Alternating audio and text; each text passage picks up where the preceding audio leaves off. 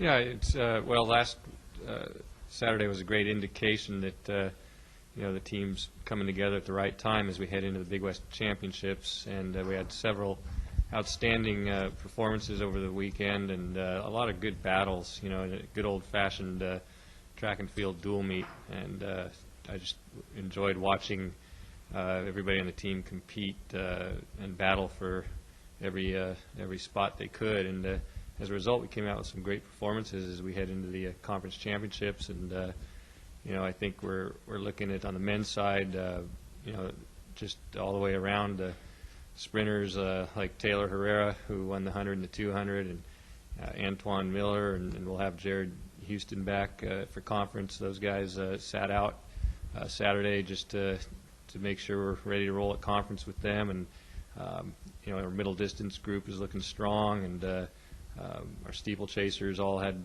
big marks too, and our long distance group looks good with Joe Gattel, and the throwers look great. Corbin Boaz and Daniel Erdman had a big PR in the shot put, and then our pole vaulters came through at the end of the meet to win the meet for us by going 1-2 and clearing 16-7, getting PR for Kyle Inks, and then freshman John Prater was right there too, and they both did a great job. So the men's team's really come around, and our women's team had some outstanding performances too, with Jasmine Pickett being consistent as one of the top long jumpers and triple jumpers in the conference. I think she's sitting in second place in both those events right now, if I'm not mistaken. And then we had a great performance again by Whitney Sisler in the high jump, clearing 5:11. And that's a great mark too. And Denise Brewer in the 100-meter hurdles at a time of 13:87, and then she also triple jumped over 40 feet. And our sprinters, Erin Benny, ran really well, right near the 12-second flat mark, and showing she's rounding into good form here coming into the conference meet. And our distance runners, we had two young ladies, Brianna Morris and Leanne Fogg, got the second and third all-time marks in school history in the 3,000-meter steeplechase, so they're rounding into top form at the right time. And we had some ladies in the 5,000 meters also get PRs and show their fitness is looking good as we enter into the conference championship time. You just rattled off, how well your team is looking. I mean, do you think both teams have a chance to compete for the title, or just your opinion on that? Well, I think Northridge is going to be tough on the men and women's side as usual. Defending champions. They have a lot of strength and depth in the sprints and the jumps. Santa Barbara's women are looking very strong. Davis has a good all-around team. It's hard to predict who's going to come out on top.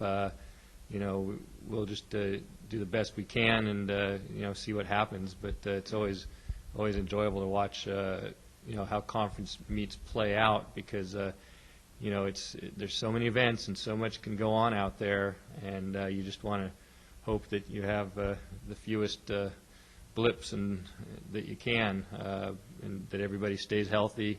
This is a big 2 weeks coming up as far as getting ready, staying healthy, and just kind of starting to taper things back. And our multi-event athletes get it going here in a few days at the end of this week, and we look forward to seeing how Corbin Doerr and Dominic Byrne on the men's side, and Sarah Klein and Turquoise Williams doing the multis here coming up at the end of this week to get the whole meet rolling for us.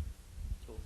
Just kind of talk about Corbin and redshirt freshman and doing really well this year. Just what you've seen from him and what you expect to see from him in the next couple weeks. Well, the great thing about Corbin is he's a great competitor, and he's really picked up.